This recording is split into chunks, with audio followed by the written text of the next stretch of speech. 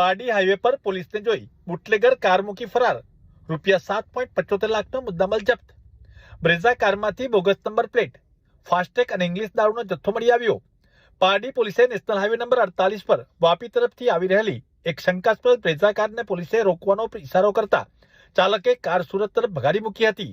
પોલીસે તુરંત પીછો કરતા આરોપી વિશ્રામ હોટલ સામે કાર રસ્તાની સાઈડમાં મૂકી અંધારાનો લાભ લઈને નાસી છૂટ્યો હતો।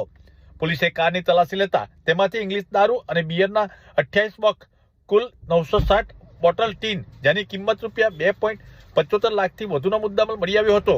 આ સાથે કારમાં બોગસ નંબર પ્લેટ મળી આવી હતી અને તપાસમાં બહાર આવ્યું હતું કે આરોપીએ પોલીસને ગેરમાર્ગે દોરવા માટે કારનો સાચો નંબર UP12BL 7394 છુપાવીને તેના પર ગુજરાતનો ડુપ્લિકેટ નંબર GJ16 DG 8637 લગાવ્યો હતો। પોલીસે 5 લાખની બ્રેઝા કાર તથા 2,75,520નો દારૂ મળી કુલ્લે ₹7,75,520નો મુદ્દામાલ કબજે કર્યો છે।